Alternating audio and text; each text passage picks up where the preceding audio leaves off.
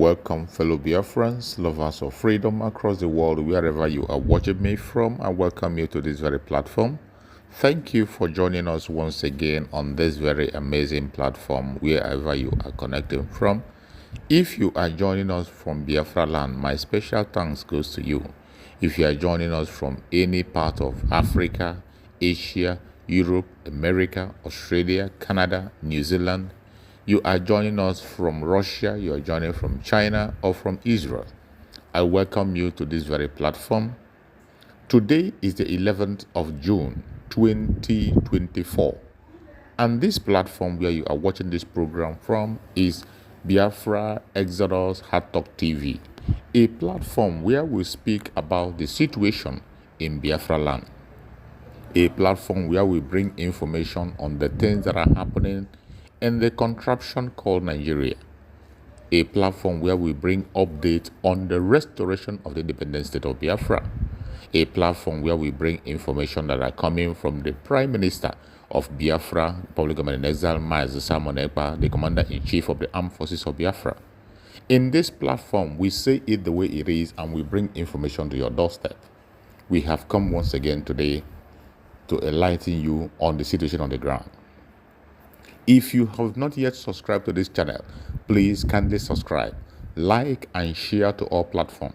Share to family and friends, share to everyone who is close to you. Click the notification bell so that you'll be notified each time I upload a video.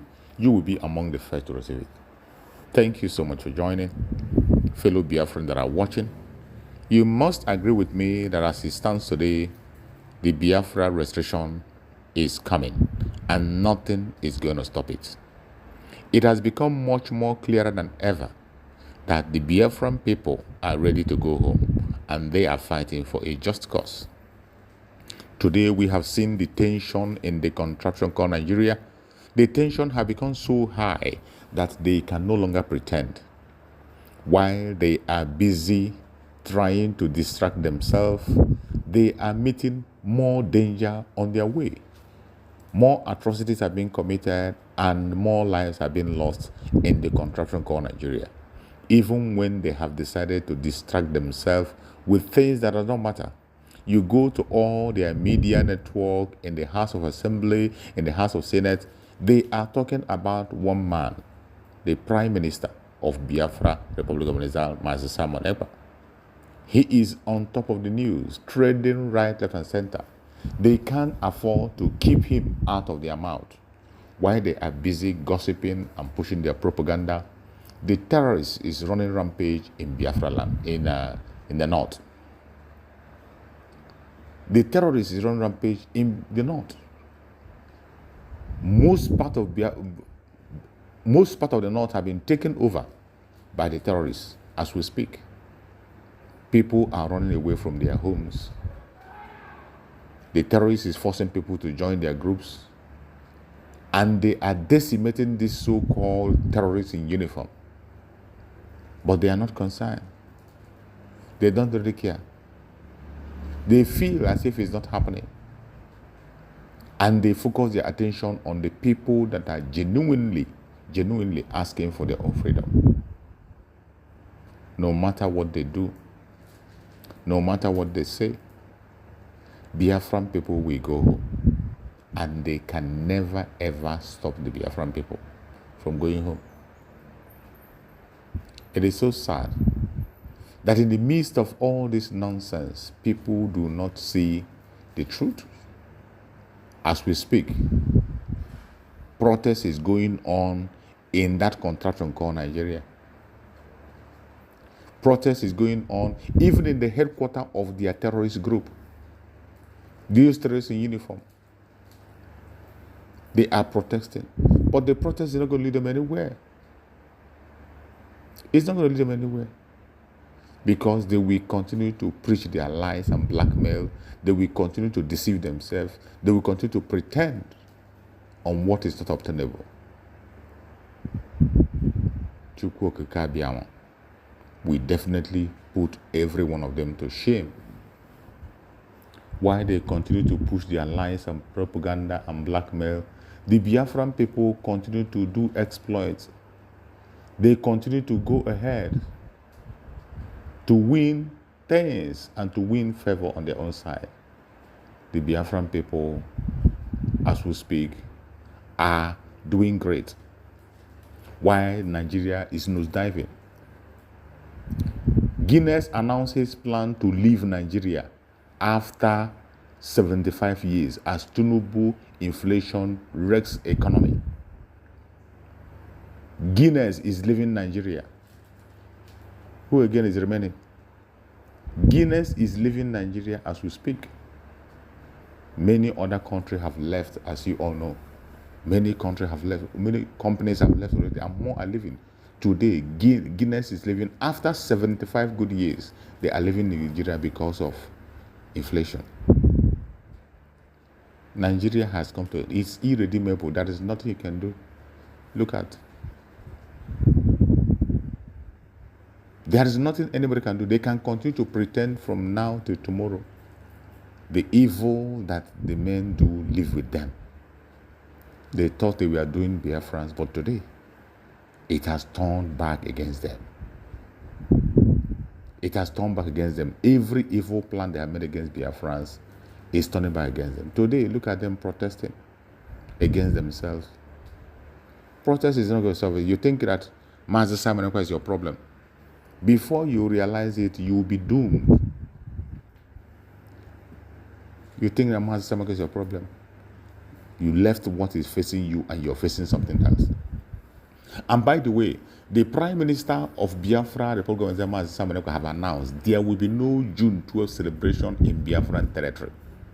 Every Biafra must take note. There will be no June 12th celebration in Biafran territory. Nobody should observe it. We have more important things to do. And we are not part of Nigeria. So whatever June 12 or June 20 should be in their territory. In Biafran territory, no Nigerian holiday is allowed. Most importantly, the June 12, our Prime Minister has mentioned, he said, no June 12 celebration in Biafran territory. Take note. Any place you are, take note. And make sure you don't fall victim. My fellow Biafrans that are watching, the Biafra, the program of exile, is doing everything humanly possible to protect the life and property of Biafran people, and they will continue to do so, no matter the propaganda, no matter the blackmail, no matter the agenda they bring. We are going to overcome them and defeat them. Every forces that are fighting against Biafra, wherever they are, they will fail, including all the Afonjas, all the willing willers of Afonjas. They will all perish.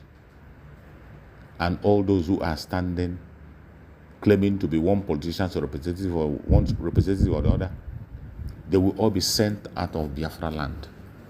And as we speak, Biafran territory is being protected and secured by the Biafran people. May Chukwu Kukabiam continue to guide and protect every Biafran wherever you are.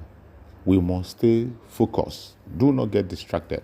Stay focused because we are going home very, very soon. We are going home, and no man born of a woman can stop it. I want you to watch this short clip before we end the program. Watch and share. This week, our story takes us to West Africa in 1970, to the former secessionist state of Biafra. And luckily, we have our resident history buff, Jeff Abramowitz, in studio. Jeff, hello and welcome, and thank you for joining me. Thank you.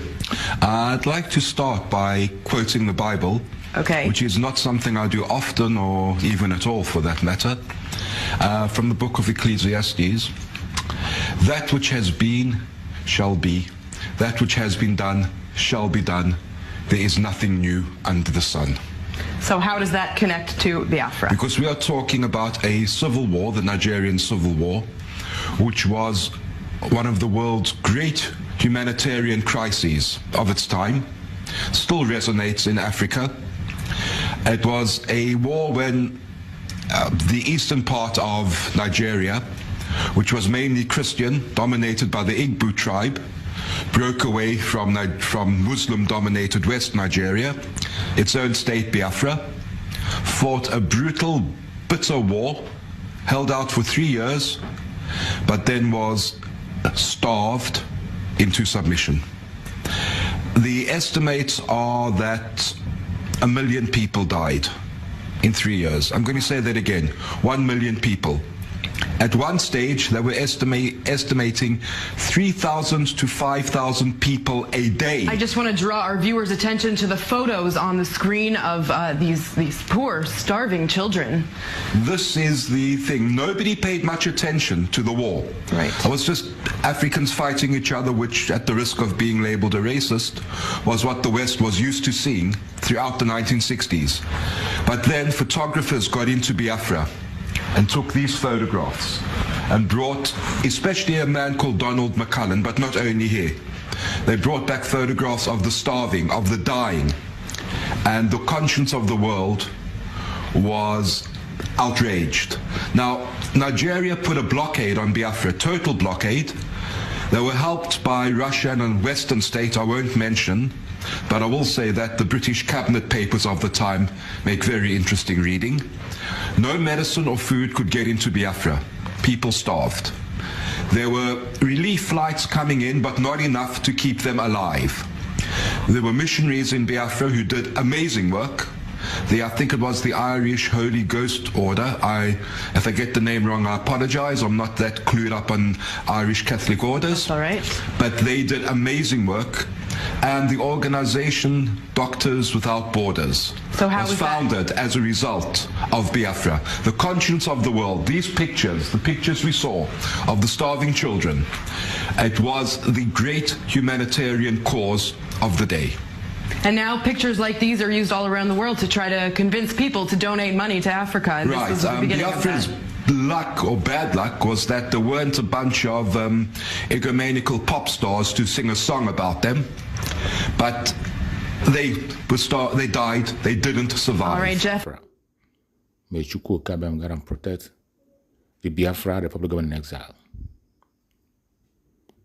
May Chukwu Kabem continue to guide us and protect us. We must continue. I will never give up. Biafra government, peace, progress, unity, and equity. We move airborne